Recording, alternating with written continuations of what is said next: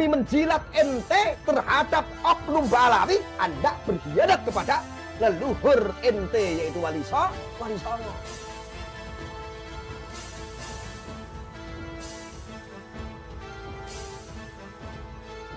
Paham? Anda hati dulu kalau masih belum paham. Banyakin ngopi. Tapi para kiai dan ulama pribumi tidak ada satupun yang berani menegurnya, Gus. Itulah kemuliaan, kebagusan, kebaikan para kiai dan ulama-ulama kita. Jadi ketika ada oknum-oknum Ba'alawi yang keranjingan, tetap modalnya berhusnuzon. What? Indonesia tanah air beta, pusaka abadi nan jaya. Kakak nggak usah terlalu berlebihan. Gus Zaka itu nggak usah terlalu berlebihan. Gus Zaka itu orang yang berilmu. Tetapi di atas langit itu masih ada langit. Saran saya sih nggak usah terlalu inilah yang nggak bidangnya. Walaupun kita memiliki hak, walaupun nggak bidangnya kita boleh berbicara. Tetapi jangan terlalu ngawur dan jangan terlalu berlebihan lah Gus Zaka. Santai aja, kita cukup mengawal kok. Kita loh cukup mengawal. Ayo buktikan, jawab dengan ilmiah, dengan kajian-kajian. Nah apalagi sekarang itu Mbak Yai Said sudah dawuh. Jangan marah-marah, buktikan dengan ilmiah. Harusnya harus dijawab dengan ilmiah. Itu kiai besar itu. Apakah Anda masih meragukan? Apakah Anda lebih pandai, Anda lebih pintar daripada mantan Ketua Umum PBNU Mbak Yai Said Akhil Siraj? Apakah Anda masih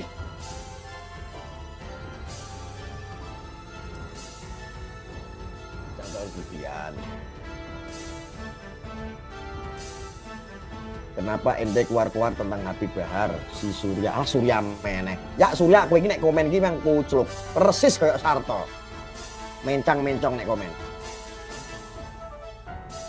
Jenengan di Sayyid ngoten lho Gus Arya. Wah, saya nggak pernah menggunakan kesayidan saya. Saya nggak tahu Sayyid apa nggak penting buat saya. Kenapa ente keluar-keluar tentang Habib Bahar kalau emang kamu bukan pembenci habaib? Loh, saya tidak pernah membenci habaib. Saya tidak sejalan dengan habaib, oknum yang perilakunya kayak setan. Lah masa ya kalau seandainya ada Habib, hei babi, hei anjing. Kalau seandainya ada Habib mengajarkan kepada santrinya bahwa satu Habib yang jahil, yang bodoh sekalipun itu lebih mulia daripada 70 kiai yang alim. Kamu ngaku orang Indonesia, kamu masih ngaku orang Islam. Percaya kayak begitu ya, goblok. Masa ya perilaku-perilaku adab yang seperti itu, penyampaian-penyampaian doktrin yang menyesatkan seperti itu, saya sebagai orang yang waras harus ngalah.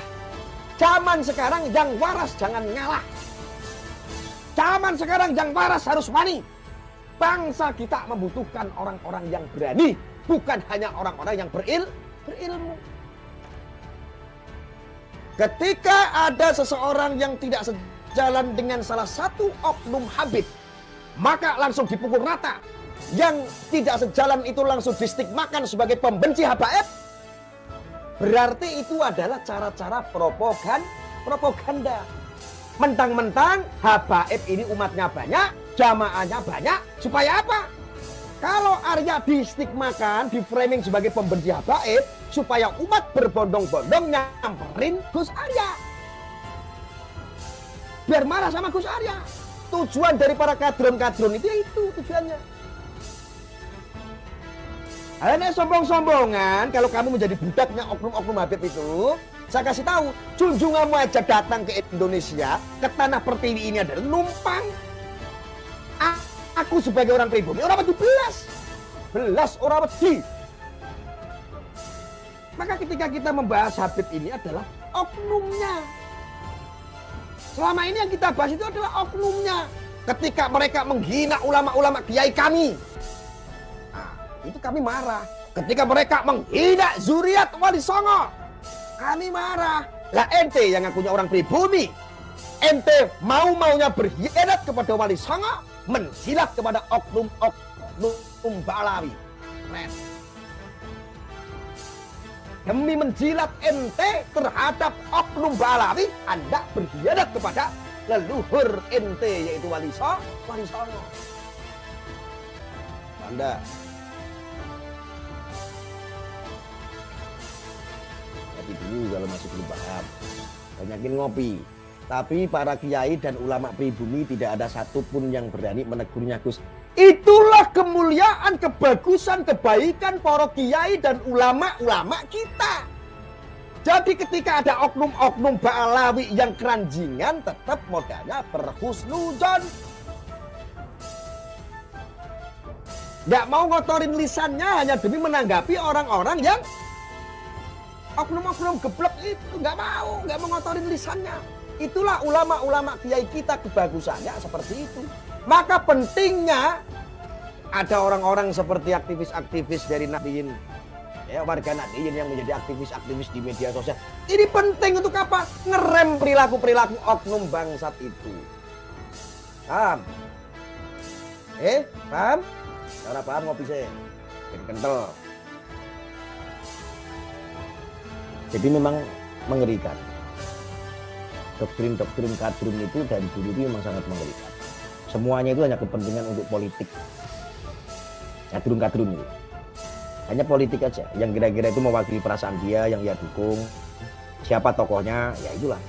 Mau dibablasin ke jurang pun ya ikut. Ya contohnya dulu aja 2019 itu kurang ramai apa? Seolah-olah itu yang mendukung sebelah sana itu di sini Habib semua, ada ijtima'nya. Wah, keren. Para habaib semua.